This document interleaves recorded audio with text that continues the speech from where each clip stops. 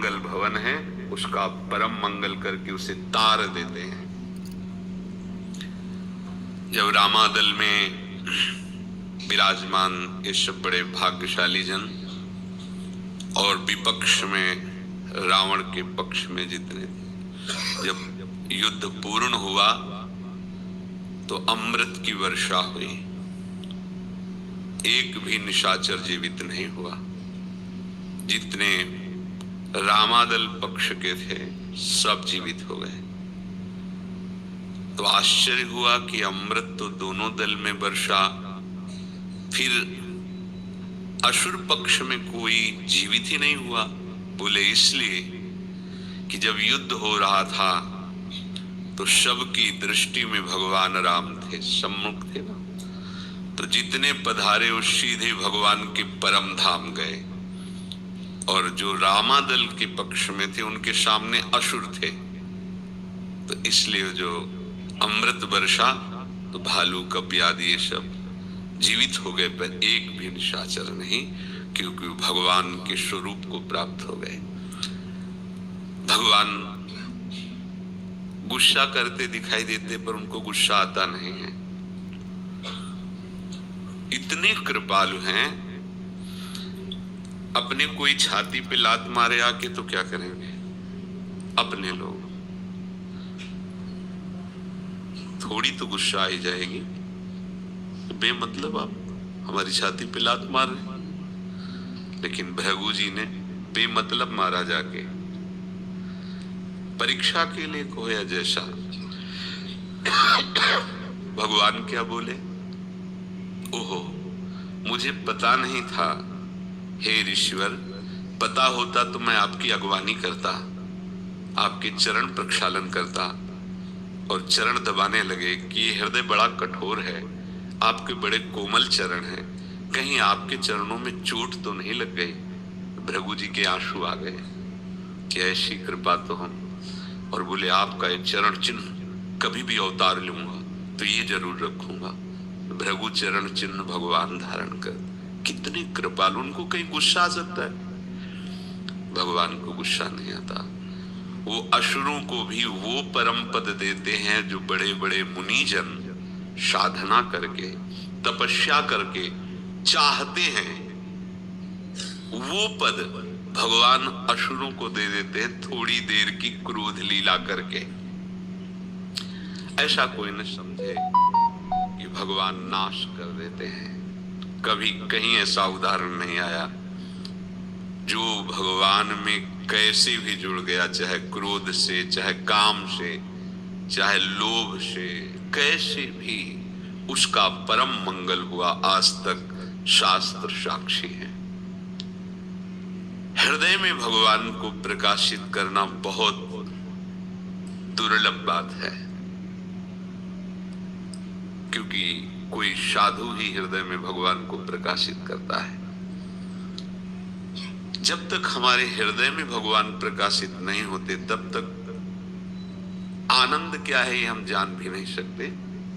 वो ज्ञान विज्ञान की बातें छाटते रहना वो एक अलग बात है। आनंद सब स्मृतियों का लय एकमात्र भगवद स्मृति, अखंड तैल धारावत नाम रूप लीला का चिंतन, ये आनंद है। और ये जिसके हृदय में होता है, भगवान एक क्षण के लिए उनका हृदय नहीं छोड़ते हैं। भगवान कह रहे हैं, परित्राणाय साधूनां विनाशाय च दुष्कृतां धर्म संस्थापनार्थाय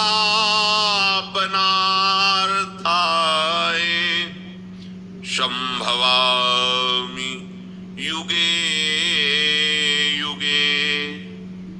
अपने प्राण प्रिय भक्तों की, संतों की रक्षा करने के लिए और पाप कर्म करने वालों का विनाश करने के लिए, धर्म की भली भांति स्थापना करने के लिए मैं युग युग में प्रकट होता हूं, अपने को प्रकाशित करता हूं।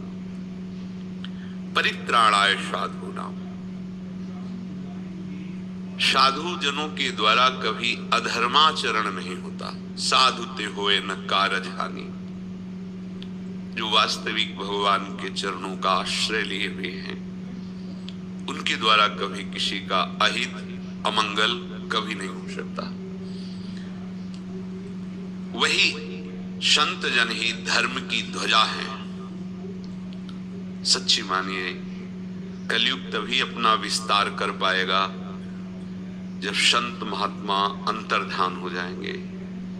इस पृथ्वी में जब तक नाम जप करने वालों की चरण रज है, तब तक कलयुग अपना पूर्ण प्रभाव नहीं डाल सकता। जब तक श्री गिरिराज जी महाराज विराजमान हैं, गंगा यमुना जी विराजमान हैं, भगवत प्रेमी महात्मा जन विराजमान हैं, राज्य इसी का है, कलयुग का ही है, पर अपना पूरा प्रभाव नहीं दिखा सकता।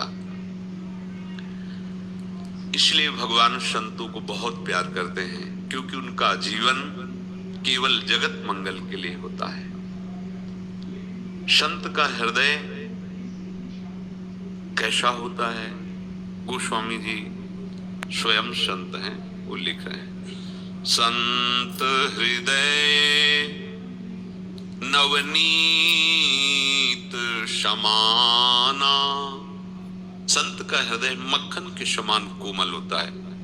फिर विचार किया कि ये तो गड़बड़ हो गया, मक्खन में दोष है। जब स्वतः आंच लगती है तो पिघलता है, तो ये साधुता का लक्षण नहीं है। स्वतः आंच लगने पर द्रवित होना, ये साधुता का लक्षण नहीं। तो आगे लिखना, कहा कविन पर कहीं न जाना, निज परिताप द्रवै नवनीता, पर दुख द्रवै सो संत पुनीता। निज ताप लगने पर मक्खन द्रवित होता है, नवनीत द्रवित होता है, पर संत निज ताप को सह जाते हैं और पर दुख को देखकर वो सह नहीं पाते। उनका हृदय द्रवित हो जाता है और वो हट कर बैठते हैं भगवान से, अब आपको ये करना ही होगा, अपने लिए नहीं, जगत मंगल के लिए। भगवान पिता हैं और भगवत प्रेमी महात्मा हमारी माता है। पिता यदि शासन के लिए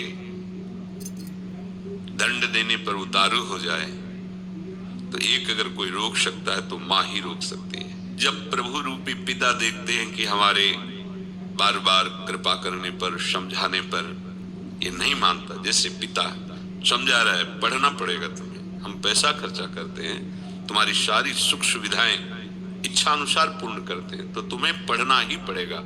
जो देखते हैं प्रमाद करता है पंडित, तो मारने को दौड़ते हैं। तो माँ यद्यपि पतिव्रता है, पतिव्रता कभी अपने पति का विरोध नहीं करती, पर वहां विरोध कर देती है, आप नहीं मारोगे, बीच में आ जाती है, आप मुझे मार सकते हैं, इसे नहीं मार सकते।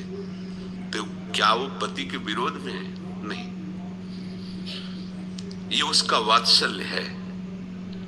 उसके पातिव्रत धर्म में कोई फर्क नहीं पड़ता। ये उसका वात्सल्य है कि वो बच्चे का पक्ष लेकर अपने पति से भी लड़ जाएगी। ऐसे ही भक्त हैं। भक्त क्या भगवान की अनन्यता को नहीं जानते क्या? कृपा को नहीं जानते क्या? महिमा को नहीं जानते? पर जब किसी को ऐसी परिस्थिति में देखते हैं कि बहुत प्रयासरत है संसार चक्र से मुक्त होने के लिए, पर भगवान की दुरंत माया इसे आगे नहीं बढ़ने देती, तो आकर ऐसे कर लेते हैं और भगवान की तरफ प्रणय कोप से देखते हैं कि अब आपको करना ही पड़ेगा। तो भगवान वो प्रणय दृष्टि को निश्चित स्वीकार करके और पास कर देते हैं। जैसे कृष्णदास जी के चरित्र में आता है, वो आगरे से वैश्या लाए और श्री ठाकुर जी से कहा ये भेंट लाए, आगरे से स्वीकार कर लो। सामने उसने पद गाया, एक ही पद में परम पद प्राप्त हो गया। ये उस वैश्या के प्रभाव से नहीं, ये उनका प्रभाव, हट कर लिया, नहीं आपको करना ही पड़ेगा। तो ऐसे जो स्वभाव वाले और प्रभाव वाले होते हैं संत जन, उनके द्वारा जगत का स्वाभाविक मंगल होता रहता है।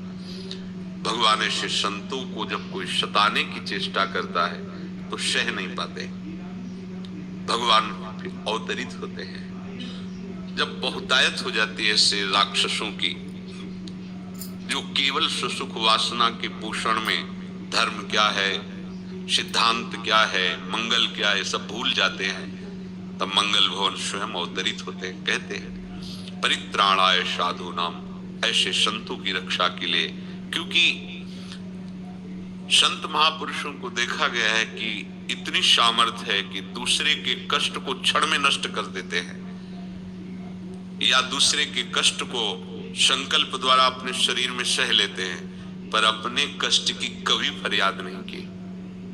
अगर उनको कोई पीड़ा दे तो कभी भगवान से भी नहीं कहते। इसलिए भगवान विवश होकर के उनकी रक्षा करते हैं, क्योंकि कहेंगे ही नहीं। देखो संतों के चरित्र पढ़ के देखो, एक बार भी प्रहलाद जी ने भगवान को यूं पुकारा हो कि नाथ मुझे आग में जलाया जा रहा, बचा लो, एक बार भी शब्द नहीं बोले। लेकिन जब स्तुति की नरसिंह भगवान की तो कहा, नाथ इस संसार चक्र में पिसती हुई इन जीवों को बचा लो, मुझे अपने कल्याण की परवाह नहीं, क्योंकि मैं आपका चरणामृत और नामामृत लीलामृत का पान करके इस माया पर विजय प्राप्त कर लूंगा, पर ये जो मोह ममता में फंसे हुए जन है, नाथ इनको बचा लो।